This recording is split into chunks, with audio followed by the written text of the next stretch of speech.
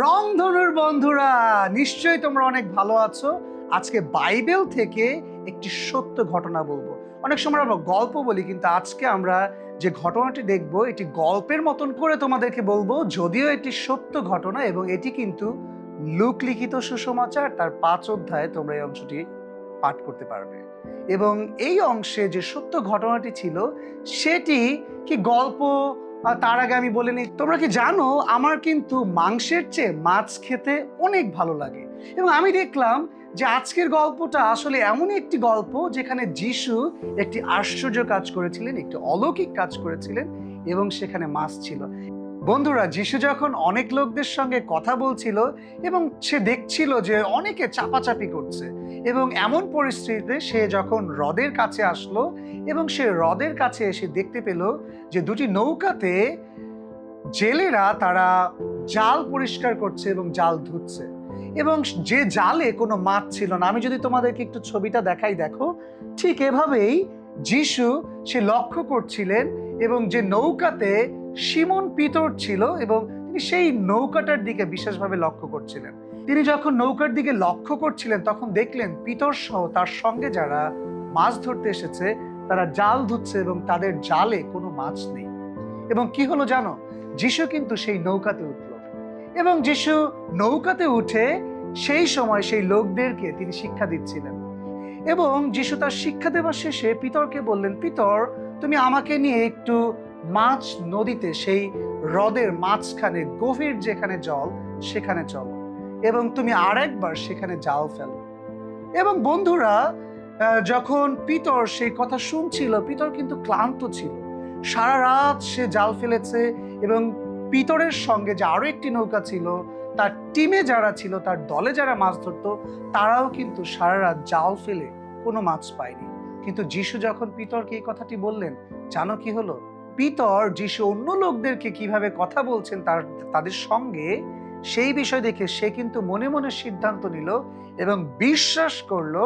এবং যিশু যখন তাকে এই কথা বলছিল যে আমাকে হ্রদের মাঝখানে নিয়ে চলো যেখানে গভীর জল আছে, পিতর বাধ্য হলো এবং বাধ্য হয়ে কোনো প্রশ্ন না করেই সে যিশুকে নিয়ে সে হ্রদের মাঝখানে গভীর পানি যেখানে সেখানে গেল। এবং যিশু বলল, এবার এই গভীর পানিতে তোমরা জাল ফেলো। এবং জানো কি হয়েছিল? এবং যখন গভীর জলে জাল ফেলেছে, সেই জালে এত মাছ উঠেছে যে মাছগুলো পিতরের একার পক্ষে সেই নৌকাতে ভরা সম্ভব ছিল না এবং মনে হচ্ছিল যেন জাল ছিঁড়ে যাচ্ছেই যাচ্ছে। এবং ঠিক কাছাকাছি আরেকটি যে নৌকা ছিল এবং পিতরের টিমের যে অন্যান্য সদস্যরা ছিল, পিতর তাদেরকে ডাকলেন এবং তারাও আসলো এবং দুটি নৌকাই সেই মাছে পরিপূর্ণ হলো এবং এত মাছ উঠলো যা তারা আগে কখনো দেখেনি। এবং এত বৃহৎ মাছ তারা খুব আশ্চর্য জ্ঞান করলো, অবাক হলো, ইনি কে যে যার কথায় আমরা এত মাছ পেলাম, যেখানে সারা রাত আমরা পরিশ্রম করলাম একটি মাছও পেলাম না, কিন্তু ওনার কথাতেই আমরা এত এত মাছ পেলাম। সিমন কি করলো জানো? এত মাছ দেখে সে একটা জিনিস সে অনুভব করলো যে আমি তো পাপী, কিন্তু এ কে যার কথায় একবার আমরা জাল ফেললাম এবং দুটি নৌকায় মাছে পরিপূর্ণ হয়ে গেল, নৌকা প্রায় ডুবু ডুবু। এবং সে যখন যিশুর দিকে তাকালেন এবং যিশুকে বললেন, প্রভু আমি পাপী, আপনি আমার কাছ থেকে দূরে সরে যান। কিন্তু যিশু তার পাপকে তিনি ধরলেন না, কিন্তু যিশু তাকে আহ্বান জানালেন, তাকে চুজ করলেন তার রাজ্যের কাজের জন্য।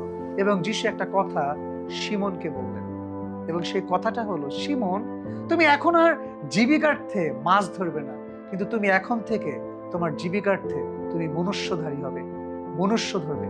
বন্ধুরা, মনুষ্য ধরা মানে কিন্তু কোনো মানুষকে টেনে কাছে আনা নয়, কিন্তু কোনো মানুষকে ধরে থাকা নয়।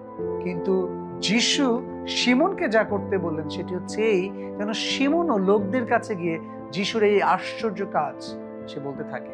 এবং শুধু সিমন না, সিমনের নৌকায় কিন্তু বন্ধুরা আরো দুইজন যিশুর পরবর্তীতে যারা শিষ্য হয়েছে, আরো দুজন লোক ছিলেন, যোহন এবং যাকব। সিমনের সঙ্গে সঙ্গে যোহন ও যাকব তারাও কিন্তু যিশুর অনুসারী হয়েছিল, যিশুর বাধ্য হয়েছিল।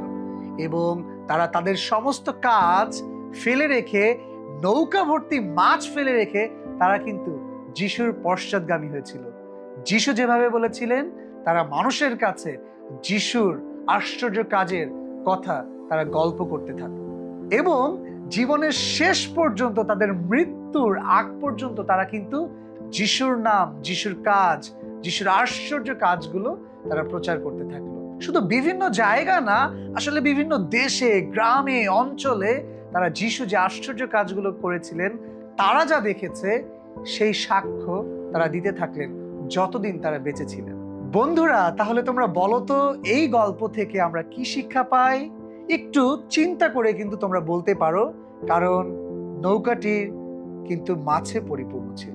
বন্ধুরা, এই গল্প থেকে আমরা যে শিক্ষা পাই সেটি হচ্ছে এই: শিমন সে প্রথমে বিশ্বাস করেছিল, পরবর্তীতে সে কিন্তু আশীর্বাদ প্রাপ্ত হয়েছিল। তো আমাদেরকে প্রথমে বিশ্বাস করতে হবে এবং বিশ্বাস করে আমাদের সেই বিশ্বাস অনুসারে কিন্তু কাজ করতে হবে।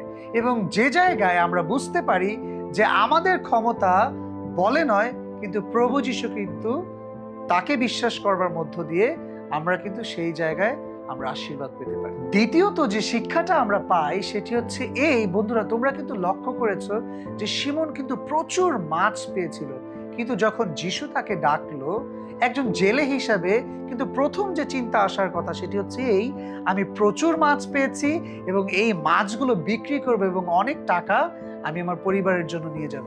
কিন্তু যখন যিশু শিমনকে ডাকলেন এবং শিমন কিন্তু সমস্ত কিছু ত্যাগ করে, সেই নৌকা ভর্তি মাছ, সেই সমস্ত কিছু ফেলে রেখে সে যিশুর দিকে অগ্রসর হলো এবং পরবর্তীতে কিন্তু সে যিশুর একজন খুব ঘনিষ্ঠ শিষ্য হলো।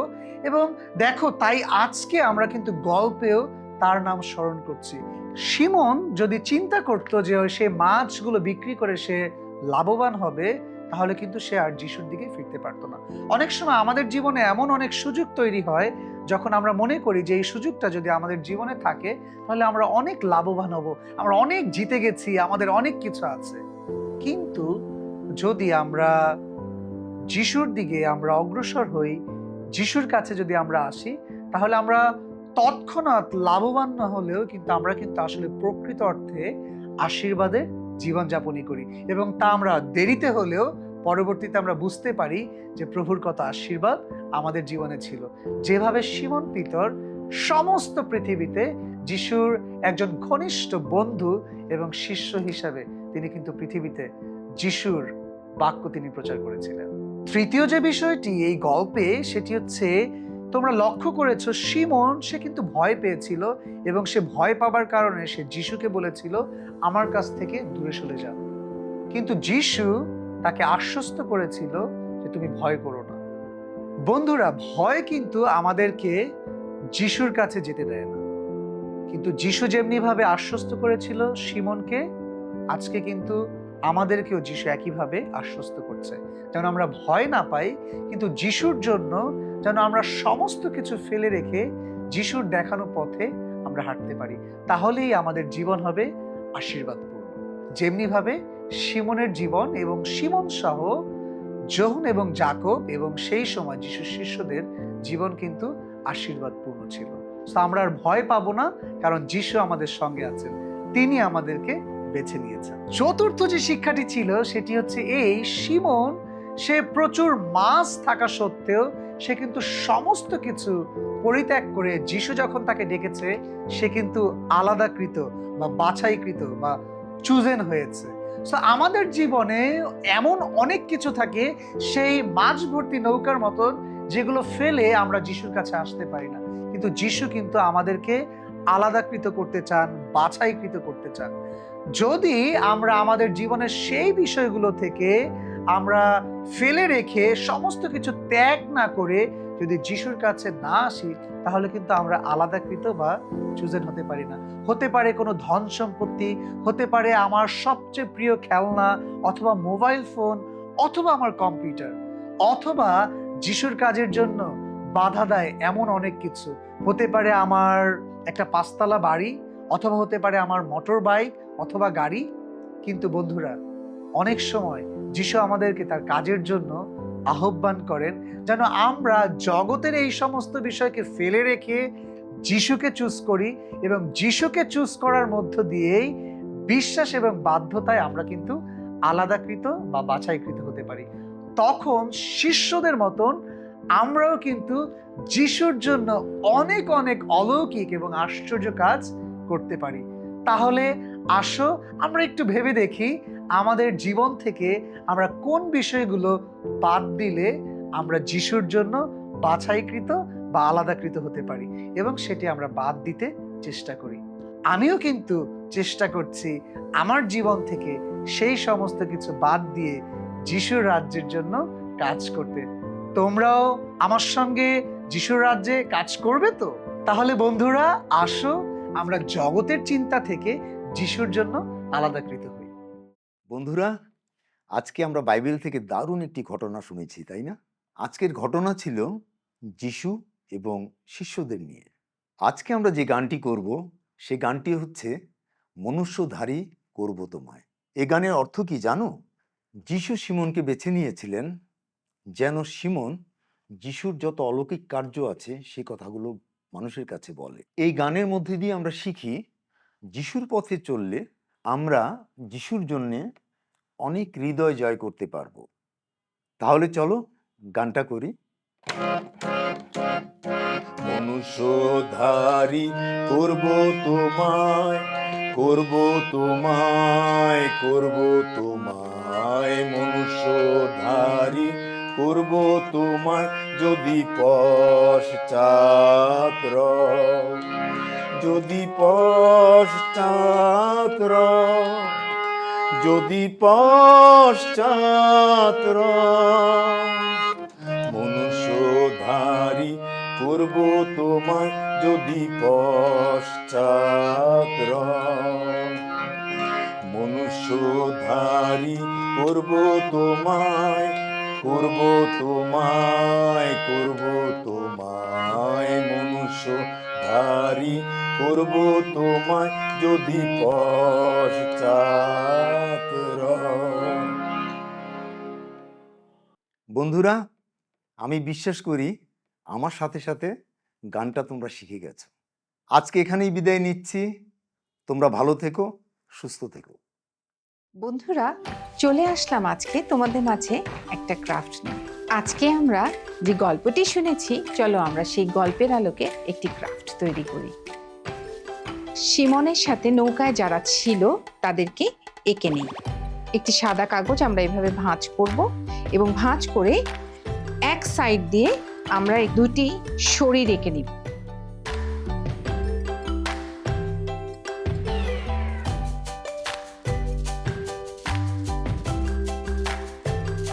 আমরা এই পেপারটিকে 4 ভাঁজ করলাম। 4 ভাঁজ করে যেই সাইডে পুরো দুটো সাইড একসাথে ভাঁজ করা, সেই সাইডের উপর থেকে আমরা একটা মানুষের অর্ধেক অংশ এবার আমরা এই অবয়বটিকে কাঁচি দিয়ে কেটে দিব। দেখো আমি খুব সহজভাবে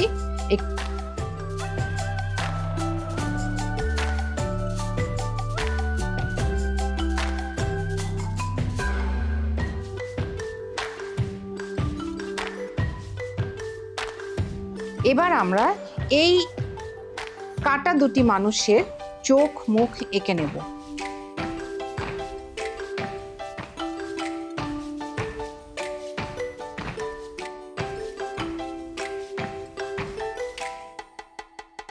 এবার আমরা এই দুটি মানুষকে আলাদা করে রাখলাম। এবার আমরা একটি মার্কার পেন দিয়ে একটি মাছ এঁকে নেব।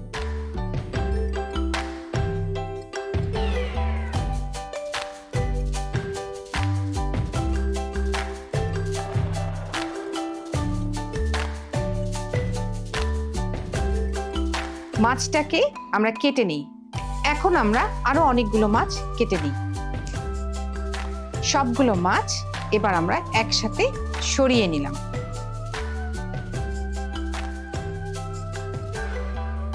এই কালার পেপারটা দিয়ে এবার আমরা একটা নৌকা বানিয়ে নিই।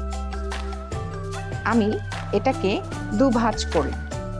তোমরা তো নিশ্চয়ই জানো নৌকা কিভাবে বানাতে হয়, ঠিক সেভাবেই আমরা এবার একটা নৌকা বানিয়ে দিচ্ছি।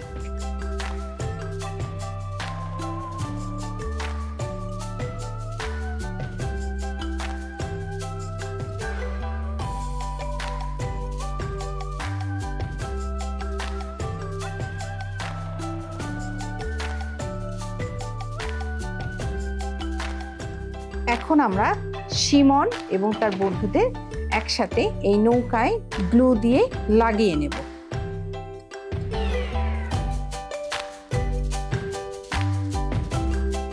তোমরা এখানে যে কোনো আঠা ব্যবহার করতে পারো।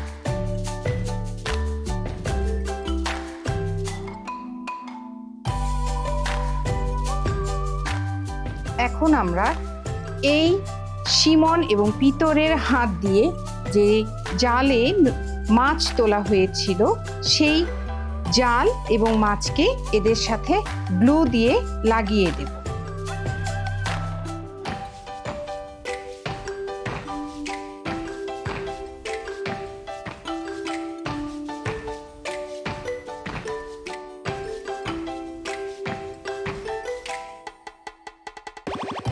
লাগানো হয়ে গেল আমাদের সেই মাছ ধরা জাল। এবার আমরা এই মাছ ধরা জালের মধ্যে মাছগুলোকে আঠা দিয়ে লাগিয়ে নেব।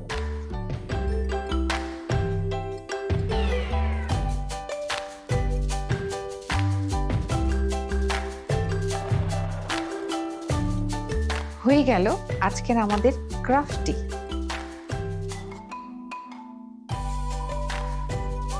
যিশু যখন সিমনকে বলেছিল গভীর সমুদ্রে যেতে এবং সিমন সেই গভীর সমুদ্রে যখন গেল তখন পেয়েছিল অনেকগুলো মাছ এবং তারা একটি অলৌকিক কাজ দেখার সুযোগ পেয়েছিল। তোমরাও এরকম একটি ক্রাফট তৈরি করে যিশু এবং সিমনের এই গল্পটি অন্য সকলের সাথে শেয়ার করতে পারো।